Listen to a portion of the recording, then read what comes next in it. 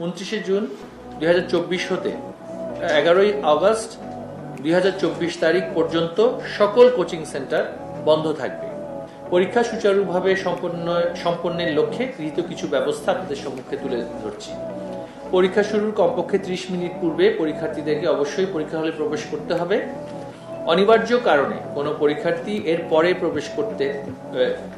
প্রবেশ করলে তার নাম, রোল নম্বর, প্রবেশের সময় বিলম্ব হওয়ার কারণ ইত্যাদি একটি রেজিস্টারে লিপিবদ্ধ করে ওই দিনই সংশ্লিষ্ট শিক্ষা বোর্ডে প্রতিবেদন আকারে জমা দিতে হবে। পরীক্ষা শুরুর 25 মিনিট পূর্বে SMS এর মাধ্যমে সংশ্লিষ্টদের নিকট প্রশ্নপত্রের সেট কোড জানিয়ে দেওয়া হবে।